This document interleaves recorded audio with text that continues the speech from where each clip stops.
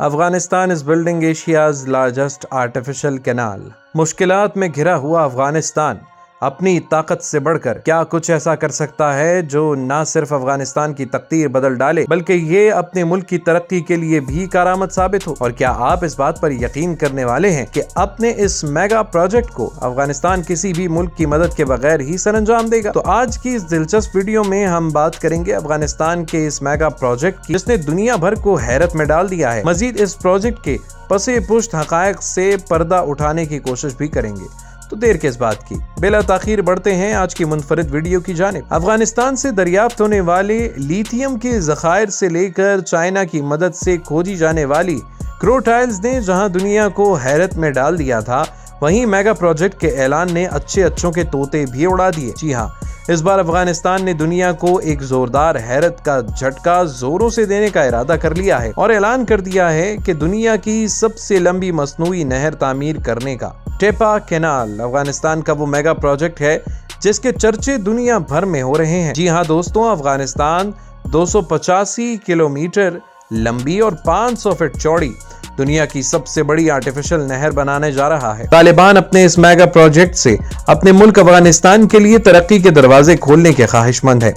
کوش ٹیپا canal وہ project ہے جس کی کوئی توقع بھی نہیں کر سکتا کیونکہ یہ دنیا کی سب سے بڑی مصنوعی نہر ہوگی۔ حیرانگی کی بات تو یہ ہے کہ اس پروجیکٹ کے کام کو سر انجام دینے کے لیے افغانستان نہ ہی کسی ملک کی مدد لے رہا ہے، نہ ہی باہر کے ایکوپمنٹس کا استعمال کیا جا رہا ہے، حتیٰ کہ باہر سے کسی بھی انجینئر تک کو ہائر نہیں کیا گیا۔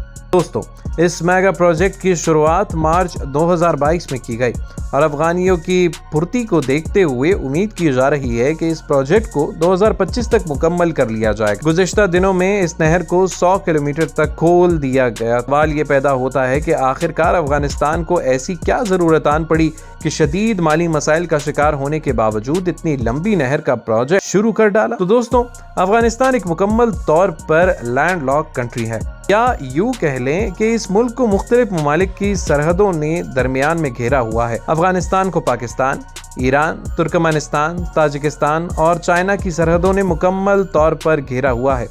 یہی وجہ ہے کہ افغانستان کے اطراف میں ایک بھی سمندر نہیں ہے، جس کی وجہ سے افغانستان کو ہمیشہ پانی کی قلت جیسے بڑے مسئلے کا شکار ہی دیکھا گیا ہے۔ مزید یہ کہ افغانستان کا شمار ان ممالک میں ہوتا ہے جس کا زیادہ تر حصہ پہاڑوں پر مشتمل ہے۔ 70% پہاڑوں نے گھیرا ہوا ہے۔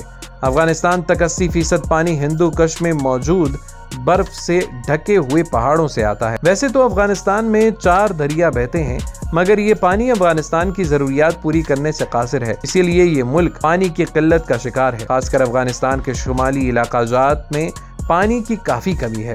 امریکہ اور افغانستان کی لڑائی کے بعد افغانستان مزید مشکلات کا شکار ہو گیا ہے۔ یہی وجہ ہے کہ باہمی مشورے کے بعد ایک ایسی مصنوعی نہر تعمیر کرنے کا فیصلہ کیا گیا جو بآسانی پانی کی قلت کو دور کر سکے۔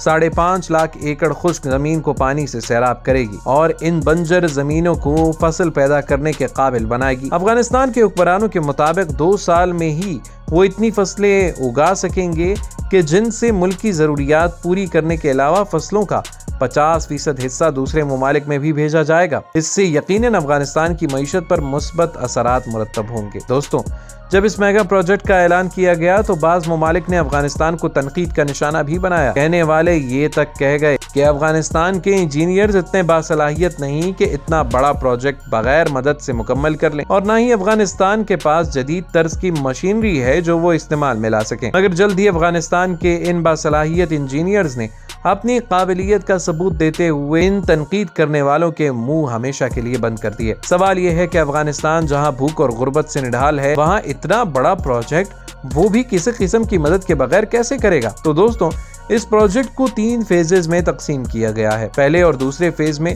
نہر کی کھدائی شامل تھی اور گزشتہ دنوں میں 100 کلومیٹر تک نہر کی کھدائی کا کام مکمل کر لیا گیا ہے۔ اس کھدائی کے لیے افغانستان کے ہی 200 لوکل ٹھیکیداروں کو ہائر کیا گیا، 7,000 کرینوں اور بلڈوزرز کا استعمال کیا گیا۔ یقیناً آپ سوچ رہے ہوں گے کہ اس میگا پروجیکٹ کے لیے تو جدید مشینری کی ہی ضرورت تھی، تو افغانستان کے پاس یہ مشینری کہاں سے آئی؟ دوستوں، آپ کے خدشے بجا ہیں، مگر یہ بات یقیناً ناقابل یقین ہے کہ افغانستان نے جدید مشینری کا استعمال ہی نہیں کیا اور نہ ہی کسی قسم کی مشینری باہر کے ممالک سے منگوائی گئی۔ 7,000 کرینے اور بلڈوزر ان کے پاس 1965 کی دہائی کے تھے جنہیں استعمال کیا گیا۔ یقیناً یہ اقدام کافی حد تک قابل تعریف بھی تھا، کیونکہ جس مہارت سے افغانی انجینئرز نے ان پرانی طرز کی کرینوں اور بلڈوزرز کو اپنے مقصد کے لیے استعمال کیا وہ ناقابل یقین تھا۔ جہاں آج کے دور میں چھوٹے چھوٹے پروجیکٹس کے لیے بھی جدید مشینری کا استعمال کیا جاتا ہے، وہیں افغانی انجینئرز نے پرانی مشینوں کو ایک میگا پروجیکٹ کے لیے کامیابی سے استعمال کر کے دنیا کو حیرت میں مبتلا کر دیا ہے۔ اور صرف یہی نہیں، اس پروجیکٹ میں کام انتہائی ترتیب اور منصوبہ بندی کے ساتھ سر انجام دیا جا رہا ہے، اسی لیے کام انتہائی تیزی کے ساتھ چل رہا ہے۔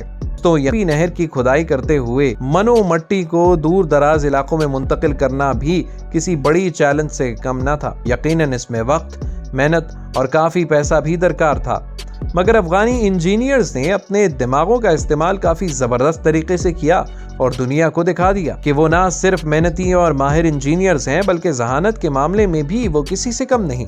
دوستو، افغانی انجینئرز نے بھاری مقدار میں مٹی کو لے جانے کے جھنجٹ کو ختم ہی کر دیا اور اس کا بہت خوب حل نکالا۔ نہر کی کھدائی سے نکلنے والی مٹی کو وہیں کی وہیں نہر کی باؤنڈری پر لگانا شروع کر دیا۔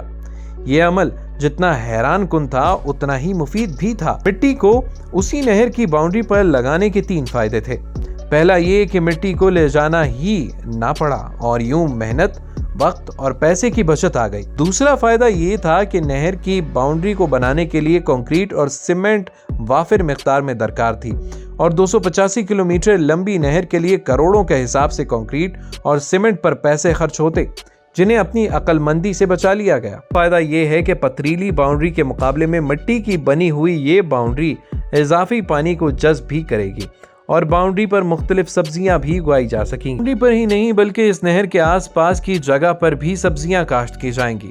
جہاں نہر کی کھدائی کا کام زور و شور سے جاری ہے، وہیں دوسری جانب اس نہر کے آس پاس درخت، پودے اور سبزیاں بھی لگائی جا رہی ہیں اور ارادہ ظاہر کیا گیا ہے کہ اس نہر کا کام مکمل ہونے کے بعد نہر کے ارد گرد 5 کلومیٹر تک پائپ لائنز کے ذریعے پانی بھی پہنچایا جائے گا، جو سبزیوں کی کاشت کے لیے کافی مفید ثابت ہوگا۔ افغانستان کے انجینئرز خرچے کو کنٹرول کرتے ہوئے بڑے بڑے کارنامے سر انجام دینے لگے ہیں۔ بہرحال اس پروجیکٹ کو لے کر کافی میڈیا پروپیگنڈا ہوا، افغانستان پر کافی تنقید بھی کی گئی اور تنقید کا نشانہ افغانی انجینئرز کو بنایا گیا۔ میڈیا نے افغانی انجینئرز کی قابلیت پر سوال بھی اٹھا دیے۔ آیا افغانی انجینئرز اس قابل ہیں کہ وہ اتنا بڑا پروجیکٹ بخوبی انجام دے سکیں؟ اور افغانستان کیا اس پوزیشن میں ہے کہ وہ اس پروجیکٹ کو عملی جامہ پہنا سکے؟ یہاں تک کہ یہ بھی سننے کو ملا کہ ٹھیکیداروں کو ان کی تنخواہ ٹائم پر بھی نہیں دی جاتی، کیونکہ افغانستان کے حکمران فی الحال اس پوزیشن میں نہیں کہ 200 ٹھیکیداروں کو ان کا معاوضہ ٹائم پر ادا کر سکیں۔ مگر جب ڈیپلی سرچ کیا گیا تو ثابت ہوا کہ ان باتوں کا حقیقت سے کوئی لینا دینا نہیں۔ ٹھیکیداروں، مزدوروں، انجینئر سب کو ٹائم پر ہی ان کی اجرت دی جاتی ہے۔ سوچنے کی بات ہے کہ اگر ان لوگوں کو ٹائم پر اجرت نہ دی جاتی تو کیا اس قدر تیزی سے اس کینال پر کام ہو پاتا؟ یقیناً نہیں، بلکہ افغانستان کے لوگ کافی خوش ہیں کیونکہ اس پروجیکٹ کی وجہ سے ہزاروں لوگوں کو روزگار ملا ہے اور یہ پروجیکٹ افغانستان جیسے غریب ملک کو ترقی کے راستے پر گامزن کرے گا۔ خاص کر بلخ، جوزجان اور فاریاب صوبوں کے لوگ اس فیصلے سے کافی خوش ہیں کیونکہ ان کے علاقوں میں مختلف فصلوں کی کاشت ہوگی، جس سے نہ صرف اناج آئے گا بلکہ پیسے بھی آئیں گے، جو کہ اکنامکلی خوشحالی کی نشانی ہے۔ دوستوں، اس میں کوئی شک نہیں جس قدر خوبصورتی، محنت، عقل مندی اور مہارت سے اس نہر پر کام کیا جا رہا ہے، امید ہے کہ اس میگا پروجیکٹ کو جلد از جلد نمٹا لیا جائے گا اور یقیناً یہ افغانستان کی تاریخ کی سب سے بڑی کامیابیوں میں سے ایک ہوگی۔ یہ نہر افغانستان کی ترقی اور خوشحالی میں یقیناً ایک اہم کردار ادا کرے گی اور انشاءاللہ یہ پروجیکٹ افغانستان کو اکنامکلی سٹرونگ بھی کرے گا۔